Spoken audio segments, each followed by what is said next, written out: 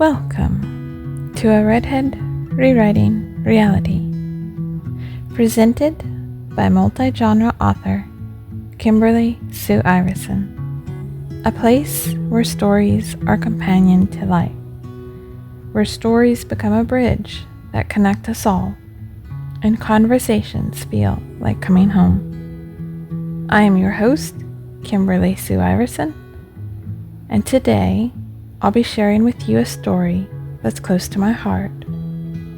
If you prefer to read along or explore more stories, visit my website at kimberlysueiverson.com. This audio experience is intended for an adult audience.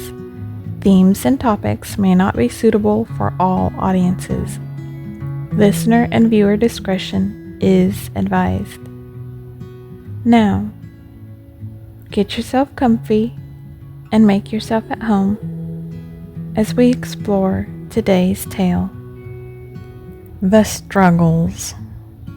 By the way, before I begin to read, if you happen to hear snoring, it's because I have somebody next to me sleeping and she is snoring. The joy of issues cropping up.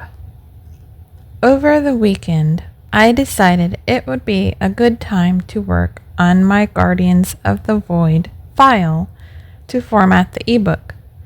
Well, I went to open the file and couldn't find it at all. The main file, yes. The one I sent to my editor, yes. So I started to go, I did send that to her, right? Right? Which led me to going, I'm pretty sure I did. Then searching for it. When I still couldn't find it and kept coming across a file with my own notes on it for things I potentially wanted to change or adjust in deep edits after my editor saw it, I remembered I could double check myself.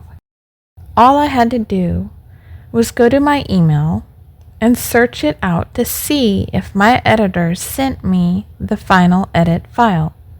She did, which meant that I would have to go over all those notes and edits again because I couldn't find the other file. The last time I worked on it was when I had to give up my Word subscription. Around that time, I still had it, but was getting ready to get rid of it.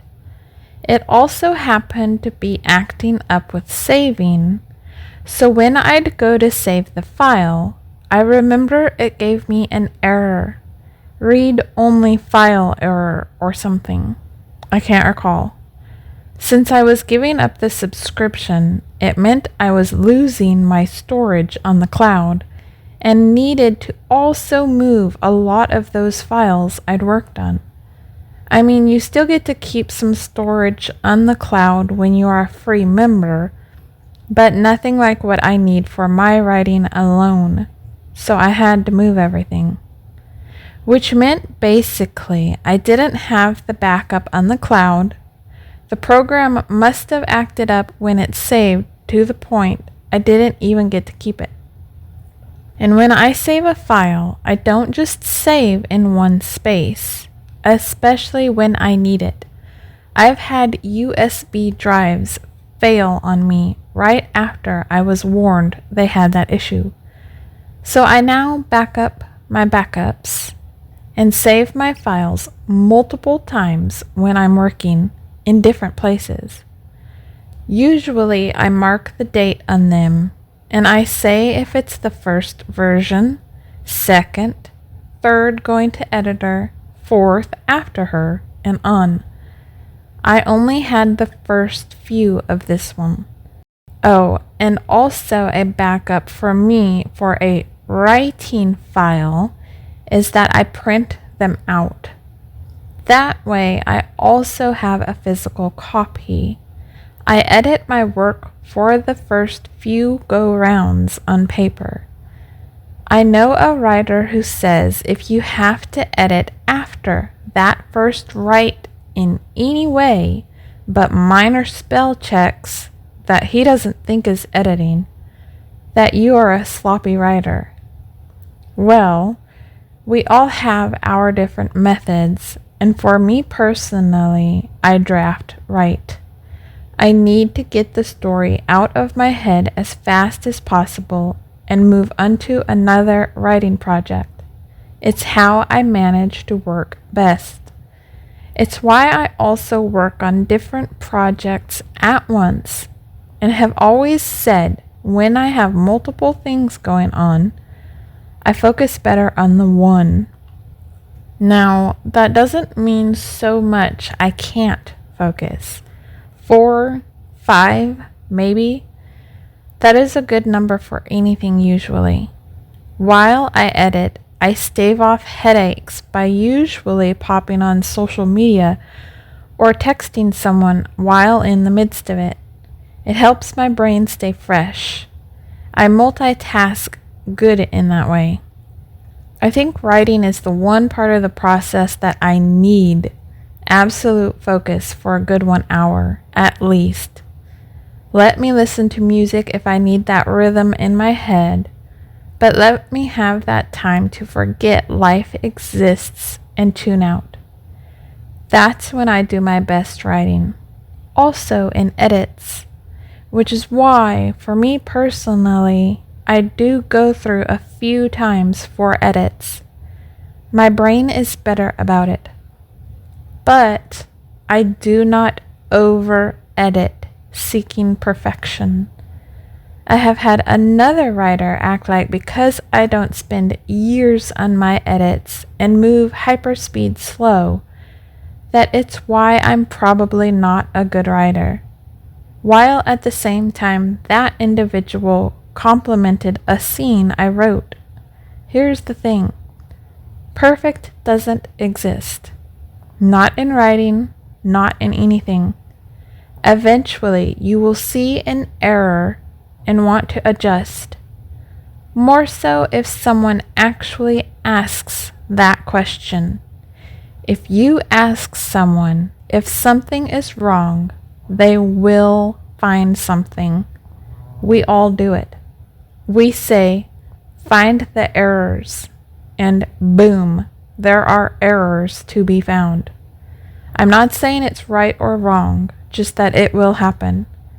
It's a rare person who can look at anything long term and always and forever see perfection in it, especially if it's a project of their creation. No matter how many times we edit, there will be more to fix, and we end up losing the original story. No matter how many times we edit, how many people look at the work, help us critique it, there will still be people who think we didn't have help, it's sloppy, the grammar is wrong. Perfection doesn't exist. So editing 1,000,000 times will only teach you how to get better at editing. If you only want to ever publish one book, great. Keep editing it and only put it out when you feel it's the best it can ever be. I want to be a good storyteller. If people want to find my work sloppy and critique it, great. I will keep writing. If they want to say me writing fast and not spending 10 years on the book or editing it and doing millions of edits makes it bad, great. If I spend 10 minutes writing a short, don't edit it, and put it out and someone loves it, that's what matters. I don't want to be great at grammar or great at editing. I want to be great at making you forget you are reading or listening to me tell you a story. I want to make you escape from life for a time so you can completely check out and suddenly go, wow, I need a minute to return to reality. I want you to step into the world I create and forget your pain, relax, and listen to my words and fall asleep. I want to tell you the best story I can. And the only way that happens is if I keep writing stories and practicing.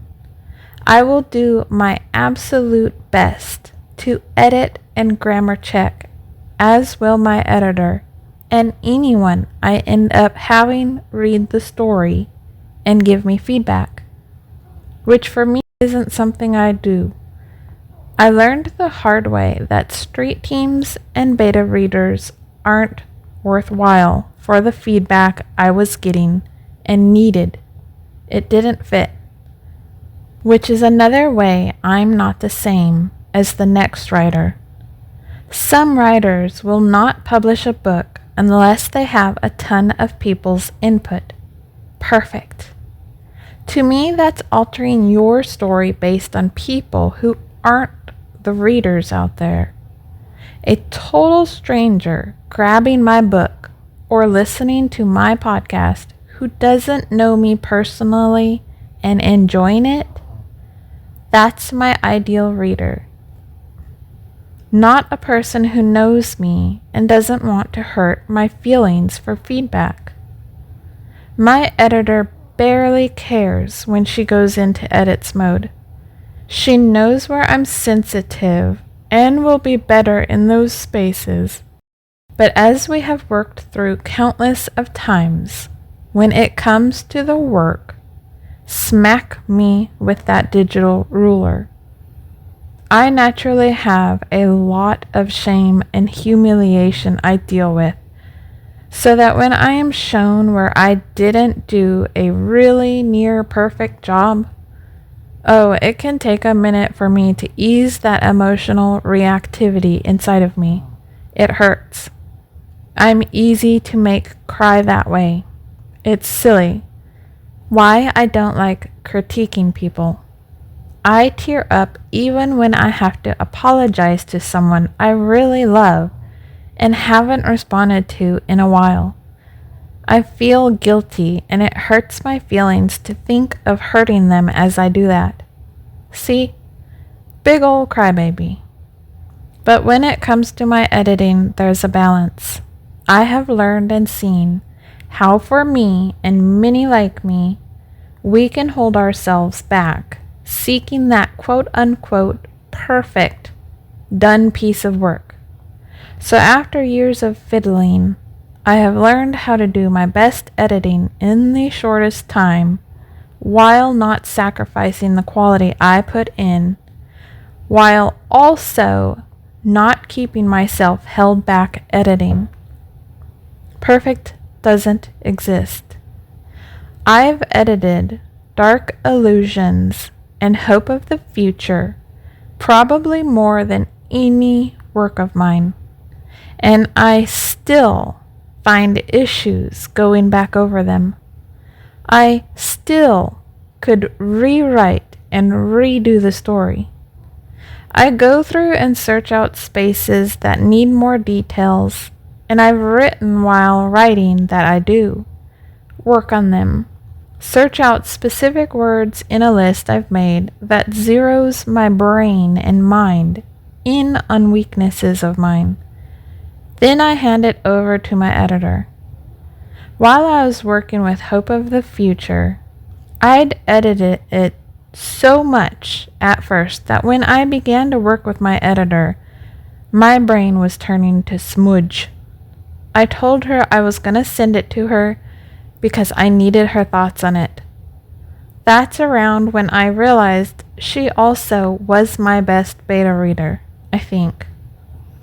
Because after sending it off for just her thoughts on weak areas, plot issues, and not actual editing of it, I was able to look at it with new eyes, see where those fixes I missed needed to go, and was able to edit it properly. Just sending it off, knowing she was going to be seeing it, and then looking at it from her perspective after, I did better. So we do now have 2 rounds of her first look and my deep edits, then her actual editing phase to usually go through. Not always. Sometimes I ask that she do both rounds in one edit. If I need to hit a deadline, or I just don't have anything more I really want to change in the book. If I do plan a big change, she'll get the manuscript twice, because that secondary one, when she focuses on grammar and line editing, is able to let her see the changes I've made in the deeper edits stage, and if they worked well, and I fixed the issues she saw at first. Usually, if I don't plan a 2-rounder with her, I do pretty good at fixing issues without her needing to see them. I may just send her that paragraph or chapter too, in some instances, just to ensure I'm clarifying what needed to be clarified. Now, with Guardians of the Void, there was an area she felt was dry that I needed to go back over. But there was also this one scene that I went over so much in edits because I felt that it was that important. Those are the types of spaces in a piece of work that I can go over so many times beyond normal because I want to get that as perfect as I can get it. So much more than a normal scene. I feel it's beyond important to showcase something about that at first, but then after I edit and my brain pieces together things I've done in the work that say this scene is incredibly important to make stand out. And it can be a very simple scene too, with so little to really see. But that's also what's always important to see with my work. I love deeper meanings. What's below the surface? What we don't see with the naked eye. Layers you peel from the onion, and with each pass you go, oh, that's what that meant. Then, oh, I didn't notice that. So every time you go over it, there's something new to learn and discover. I also love double entendres. So when you read or see something, it means one thing, until you realize it also may mean another thing at the same time. I am playful. Far too many think that as flirting, but there is an innocence in it, a playful nudge to your mind. I want you to think deeper, question, see more that exists, the magic. I'm childlike for that specific purpose. And no, it's not done on purpose. I've often heard that when abused at a young age, especially sexually, it can stunt you and a part of you remains there forever. Could be true. Could be why I'm a permanent child. Either way, I want to play with you. I also want you to explore with me. That's something I did with the black in Guardians of the Void.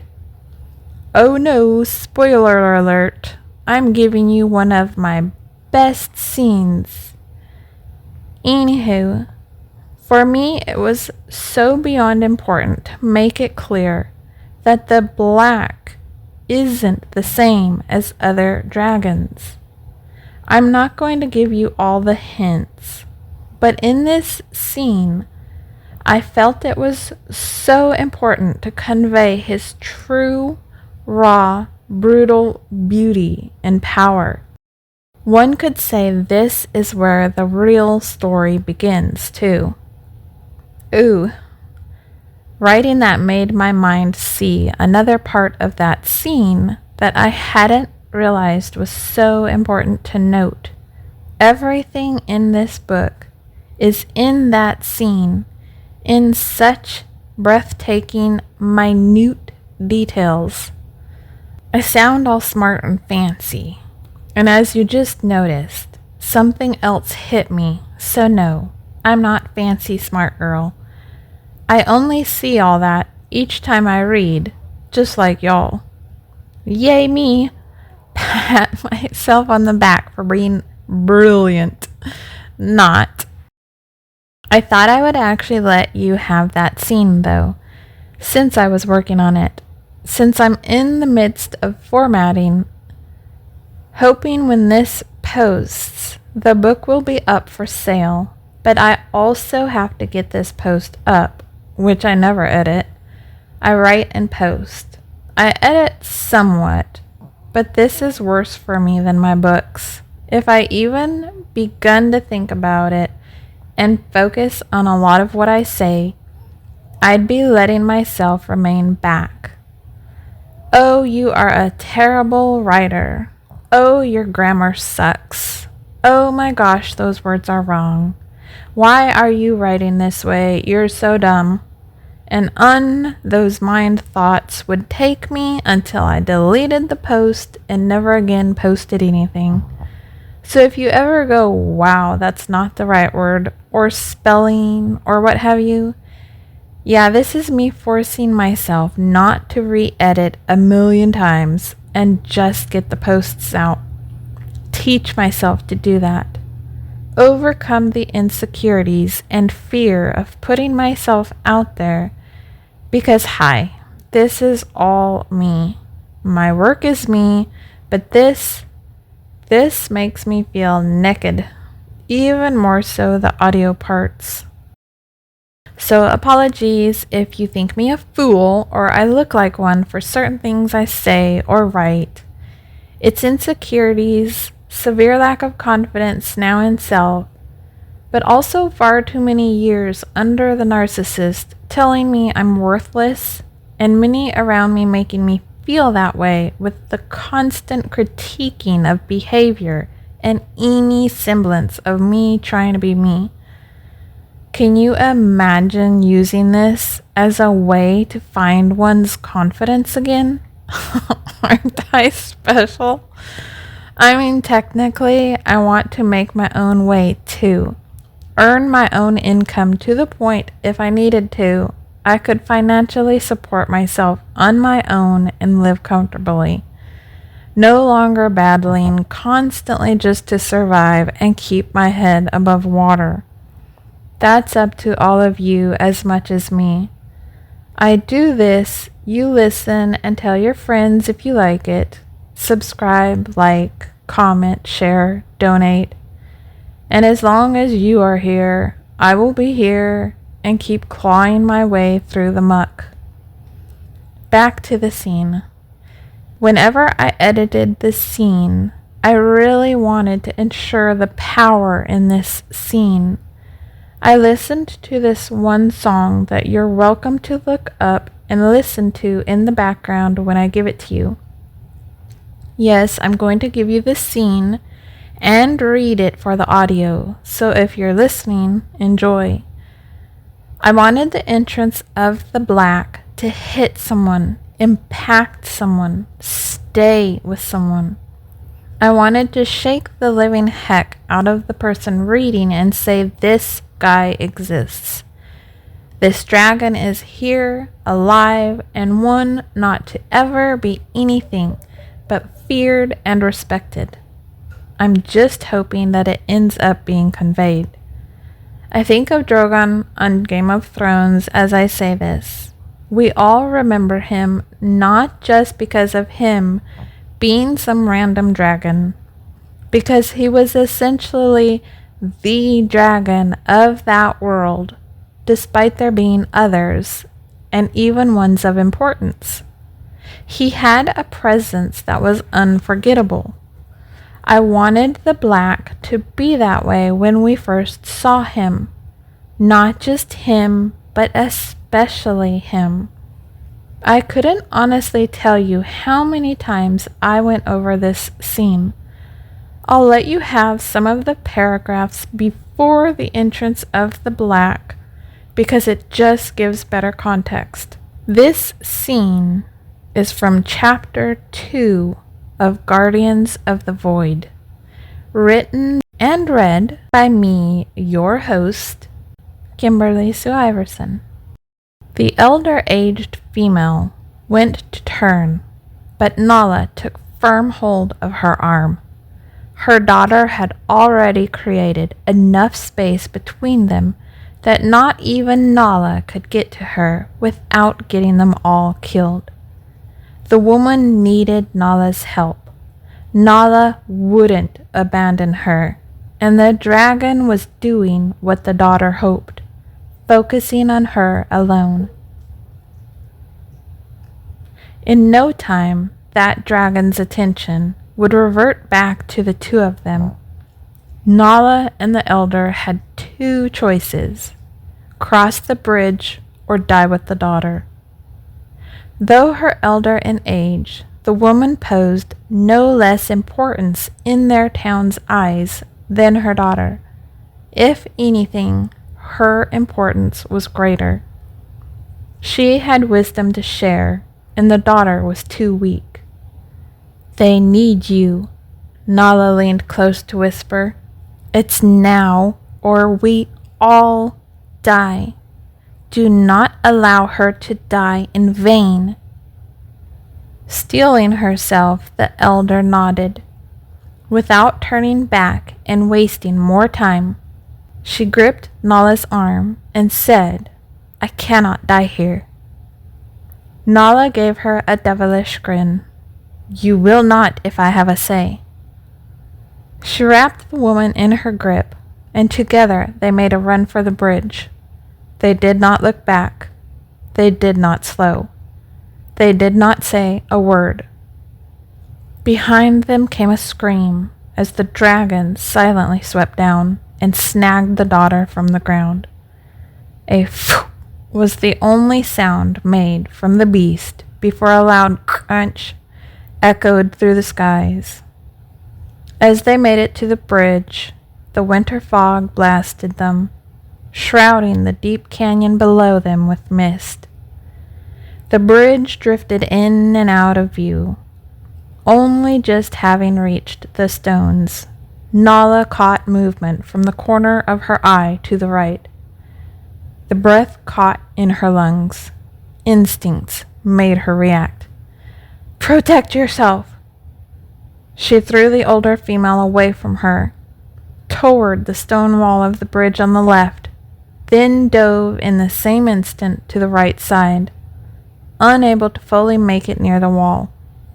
Her knees and hips struck the ground, sending a wave of intense pain through her body, making a puff of a cry come from her lips before she stifled it. Attempting to keep her eyes on the woman, Nala caught sight of her barely getting her arms up to keep her face from striking the bridge. She went down hard, made nothing more than a soft oof sound. The amount of furs adorning the old woman's body would cushion most of the fall, but Nala still worried. The same second later, a gust of wind flew over and past their heads. Talons barely missed the space the two women had been. Nala's head struck the ground by the tail of the dragon as he went overhead. Not having enough time to fully raise his large frame, the tail struck Nala, then the side wall of the stone bridge. A roar of frustration poured out of him that he hadn't managed to grab them as he intended. Nala scrambled across the stone bridge like a lizard, grabbing hold of the woman's head to check for harm. A small hand came up to ease over Nala's wrist, tugging at her. In silence, her eyes stated she was all right. Blood trickled down Nala's forehead. Tip of the tail must have caught her. The tips of their tails had barbs near the sharp tips. With a shake of her head and wave of her hand, she tried to explain she was fine, but they needed to move. He would turn and come back. The mist thickened, working against them. The dragon's eyes weren't too much better than theirs in the cold fog, but it was getting colder by the moment. He could sense their heat and scent. They could not sense. He could sense their heat and scent. They could not sense his. All they had that the woman knew nothing about was Nala's instincts around dragons. A sense of his mood, a sense of his whereabouts, a sense of his reactions. Their limbs would begin to freeze and slow them if they remained still any longer.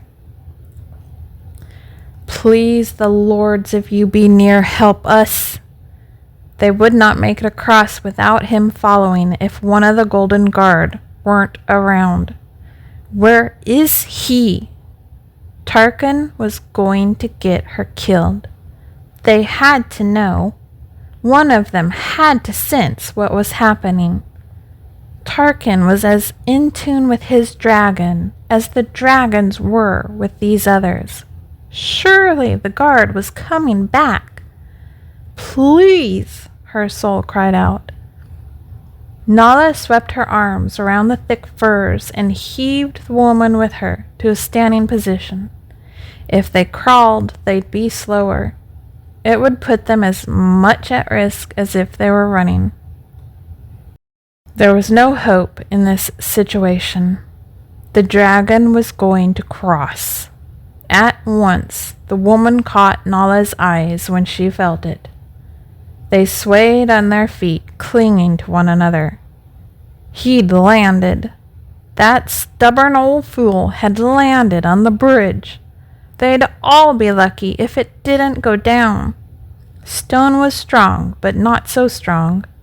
Only a dragon could make a stone bridge feel as if it were swaying. Her heart raced so fast she believed it would quit. It must be up ahead. Nala scrambled her thoughts, seeking a fix. Took in the back of the bridge that moved in and out of view. The void was shifting. The two realms merged in and out, in and out. The woman's breath plumed over her face, chilling Nala's nose. The temperature dropped steadily. Attempting to take a deep breath, Nala coughed on the chill in the air. She placed her hands up to the woman. Stay put. The woman nodded. Nala checked for movement. Listened for sounds of the beast creeping their way. Her muscles were warm enough she could still move. The woman was not. She was also younger and in better shape. I pray this works. Nala ran for the opposite side of the bridge, where they'd come from. She screamed as she ran, then froze. Nothing. Come for me, you demon! It came from the far end. The crunch of stone beneath monstrous feet and claws. The f of wings.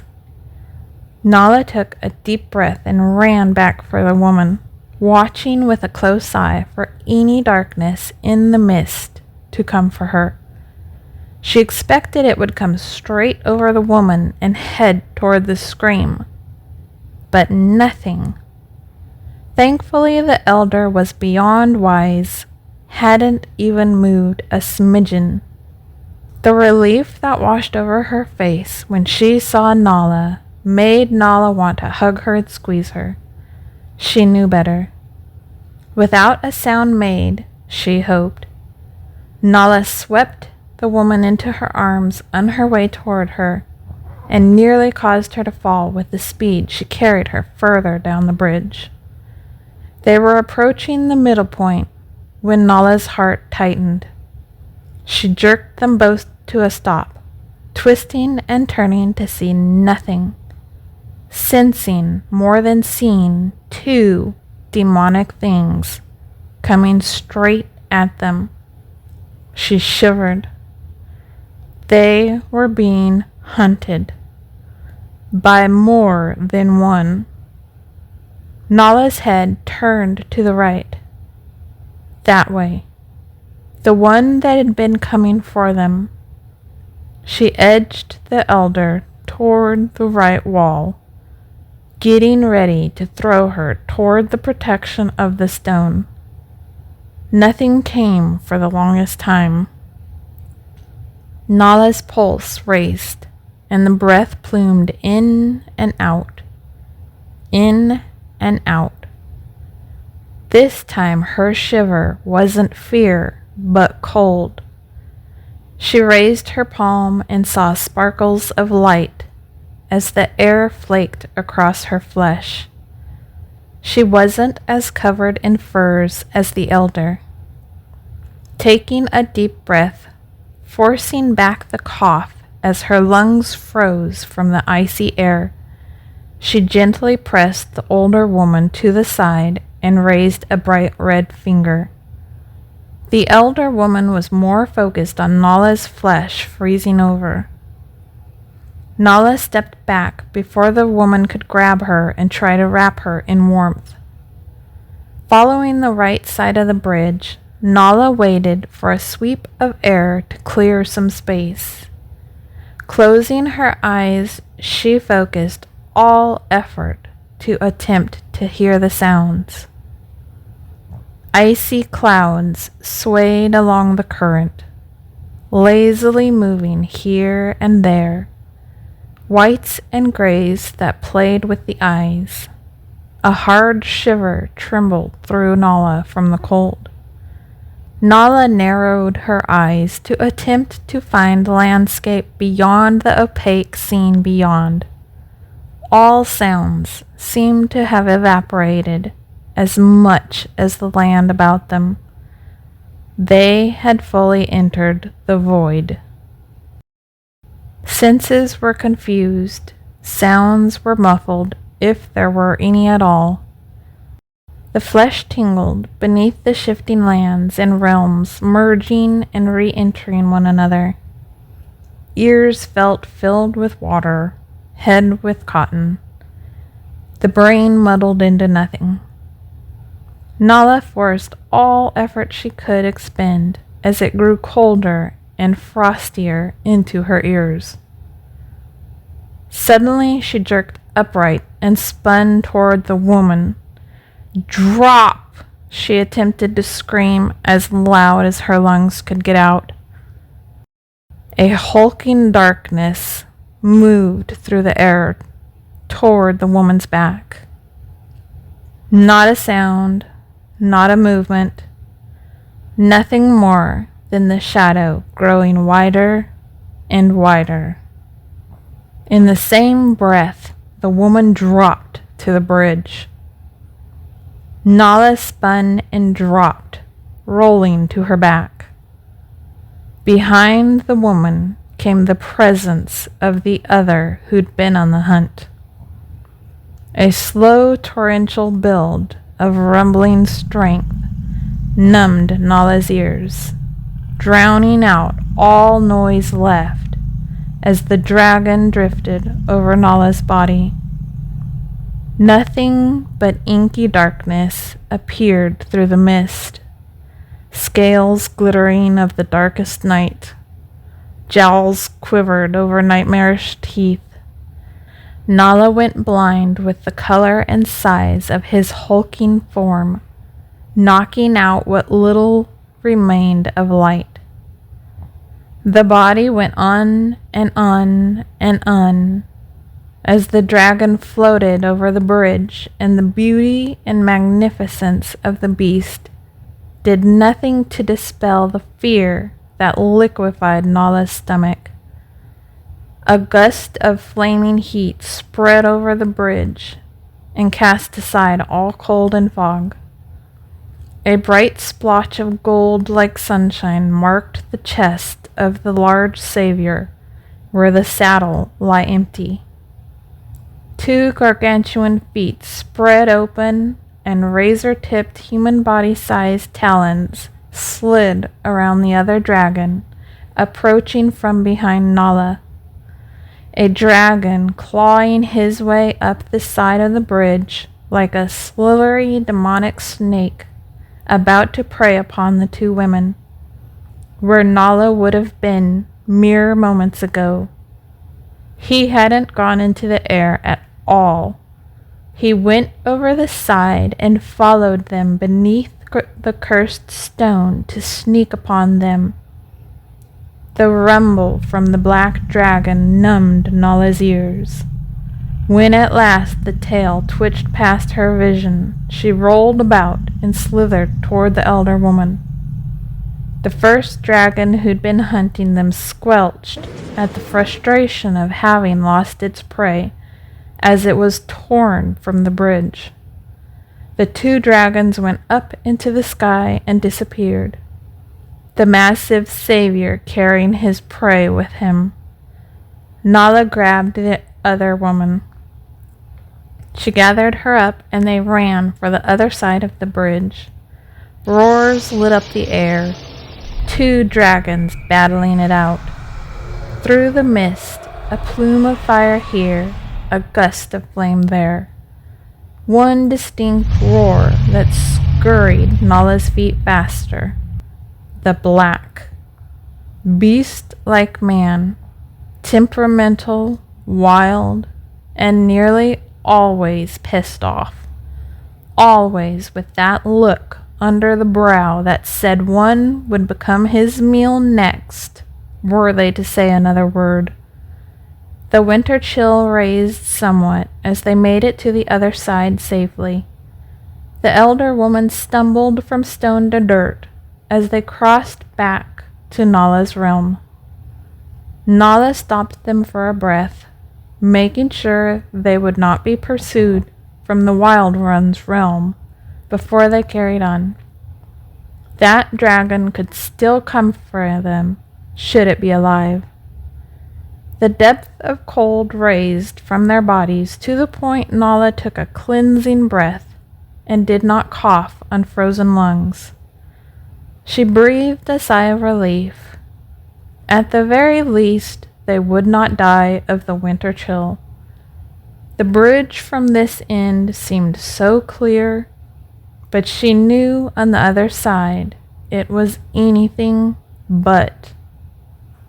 Movement ahead of them caught Nala's attention, causing her to suck in air and step back. That's the end of the chapter. What did I say? Chapter 2. I'm hoping that the scene truly conveys all I'd hoped when we first get to see the black.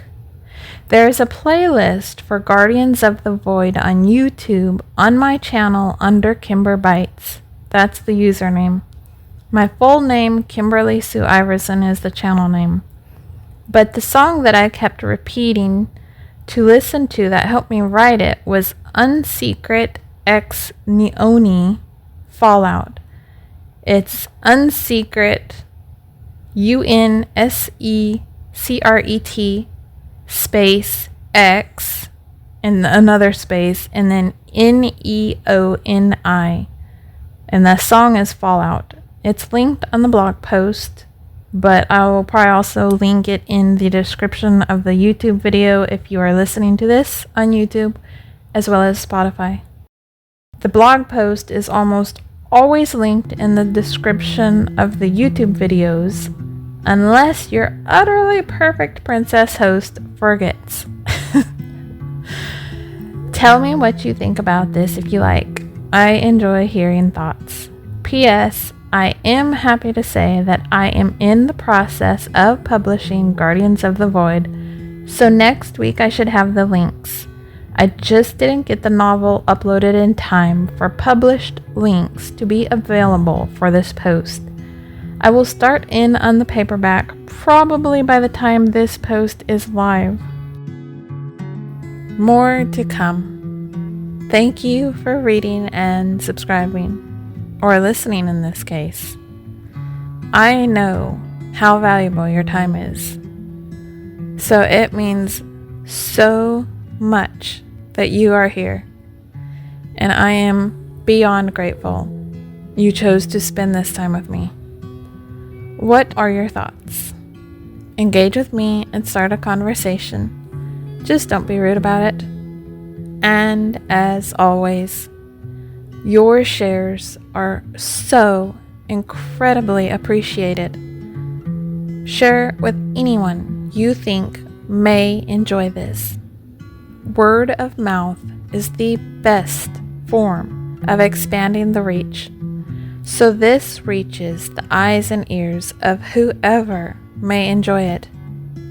My donation link, if you would love to support this and help keep it going, is ko-fi.com/Kimberly Sue Iverson. That's ko-fi.com/Kimberly Sue Iverson. Every little bit helps. So thank you for your generosity. Remember, apparition weavers, everyone is fighting battles inside nobody can see. Who are you willing to see today? And who are you willing to let see you today? If you'd like to follow me on social media, you are more than welcome to, and I'd love to connect you there. For Instagram, Facebook, and Threads, I have to use Kimberly Sue Iverson. There is also a page for Redhead Rewriting Reality on Facebook, but for X, Twitter, Blue Sky, Telegram, and most other socials, you can find me under Kimber Bites. That's KIMBERBITES, which is what I normally use. Do you like Snapchat? Feel free to add me under Feisty Kitty. That's FEISTYKITTY. I had originally installed it for a friend, but have since just left it up. I usually try to use the same picture across the board, but you can always ensure you have the right person by checking my website link cave, which is KimberlySueIverson.com/linkcave. Want a chance for your story to be featured? Whether you're an author starting out, published and want a boost, have a tale of old to tell that has been passed down through family, or just want to share your own life experience, get in touch. Email storiesToRead@KimberlySueIverson.com. That's storiesToRead@KimberlySueIverson.com.